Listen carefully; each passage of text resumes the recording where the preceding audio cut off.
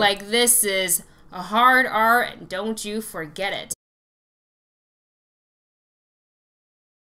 Hey everybody, welcome back to our channel. We are The Movie Couple. I'm Wendy. I'm Dustin. And we are here to give you our non-spoiler review of Logan. So Logan is directed by Mangold. It stars, of course, Hugh Jackman as Logan, aka Wolverine. In case you didn't know, I don't consider that as a spoiler. Patrick Stewart is back as Professor Xavier and introducing Dafne as X-23. In this movie, we see an older Logan caring for Professor X, who is not doing so well. He's also aged quite a lot.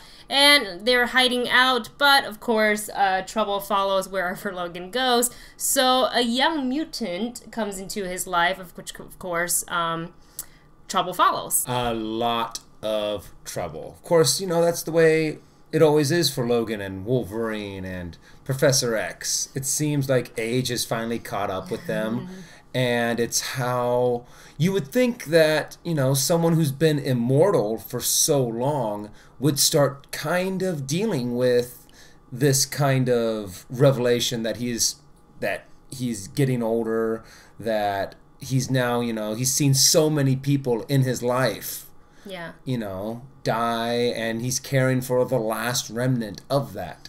Yes, there's not a lot of mutants left. So in this movie, you definitely see that Logan's very broken down, and he's just trying to, I don't want to say be forgotten, but he's trying not to stand out. He's definitely, you know, hiding the fact that he is mutant like he has done before, and trying to lead somewhat of a normal life, trying to make the money to care for the sick professor. And I really enjoy seeing that relationship right off the bat, because I'm trying to guess how many years has passed, and maybe the comic book fans out there who know the timeline really well would know. I think in the movie they said it was like 2029. So it's not in that far of the future, which I kind of like. And they do kind of give a reason why all of the mutants are gone. But I just really liked the chemistry and the interaction between Professor X and Logan. It really did kind of become that father-son relationship.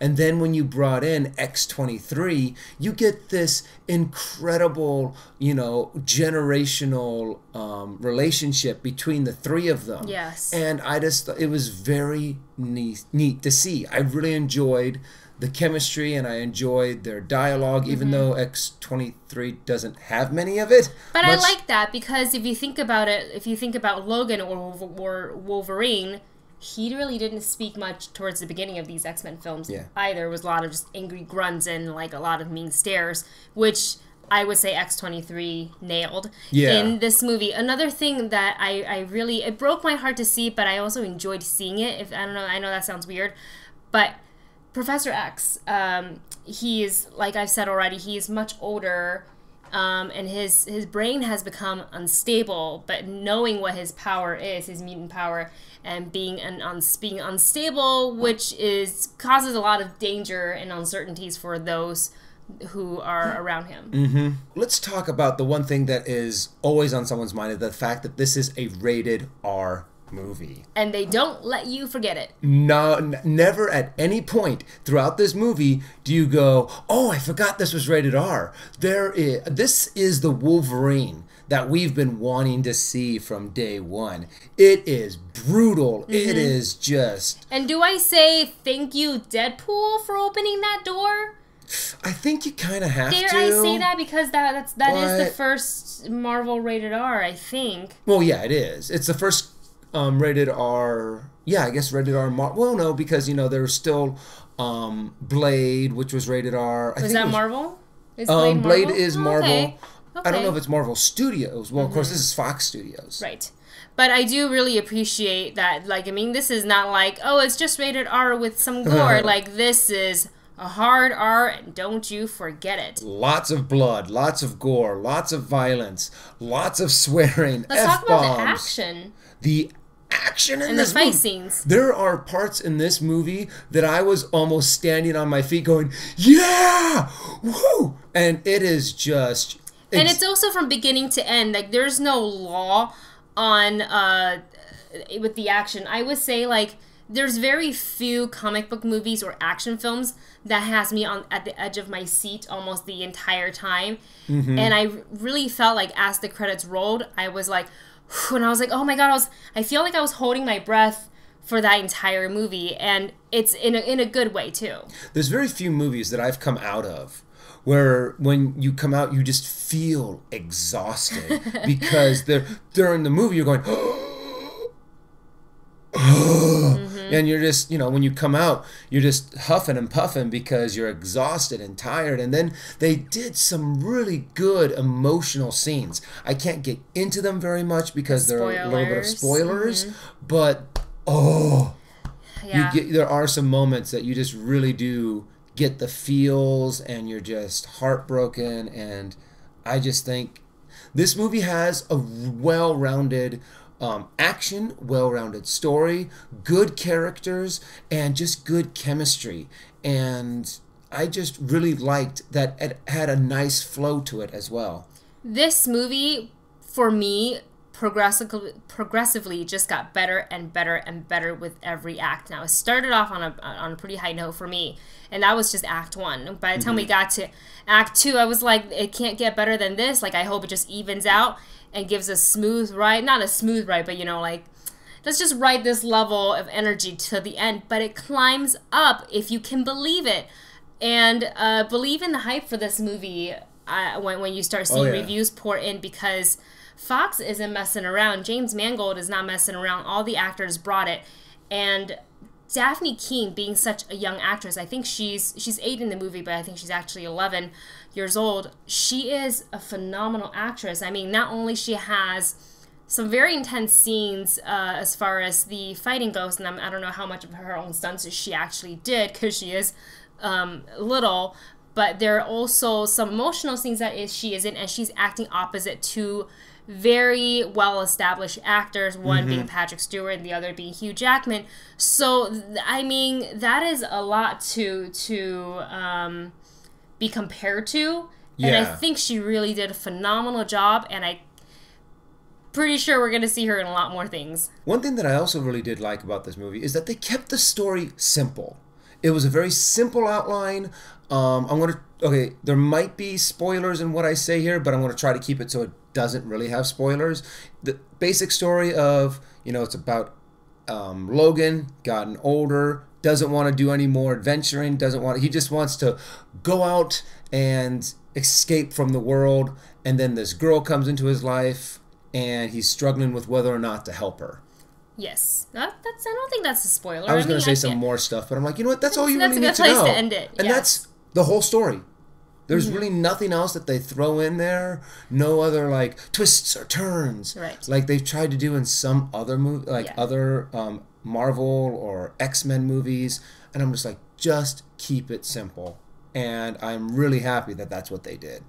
So let's go ahead now and talk about some of the things maybe we didn't like so much about this movie. One thing that that I didn't like very much was, the villains. Yeah. The villains were a little weak. I mean, they were there and they kind of, they did their job. They were the bad henchmen, pretty much. And then the one bad scientist. Yeah, specifically, we're also talking about Boyd Holbrook. I believe that's his name. Correct me if I'm wrong in the comments.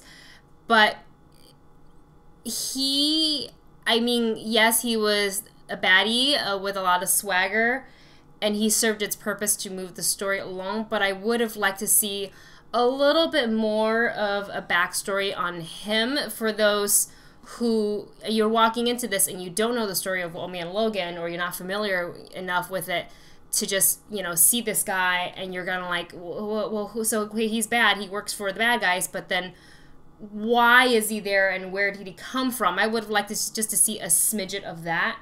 Yeah. A little bit more development from him, just a little bit. He doesn't need to steal any scenes. I feel like I'm nitpicking because in reality, I don't care.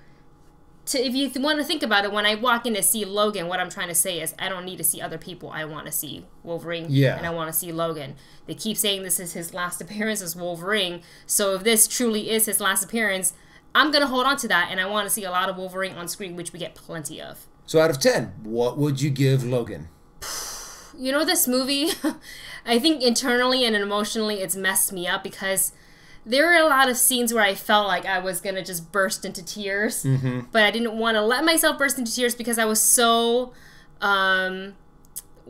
pulled in by it that I was like, I cannot waste tears right now. I need to pay attention to what's happening on the screen. I can cry about it later. So I already warned him in the car ride on the way home. I was like, look, when we get home after the review, if I just burst into tears because I'm finally letting it out, it's okay. It's okay.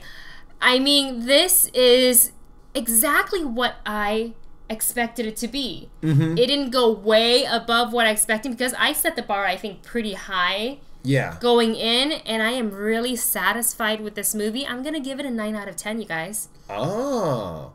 Okay, I'm going to give it a little bit lower because I'm starting to become a little bit more strict with my and that's fine. Review numbers. I was going to give it an 8.5. An 8, That's 8.5 still a really high there, number. Which is still, you know, it's still a really good movie. Go see it.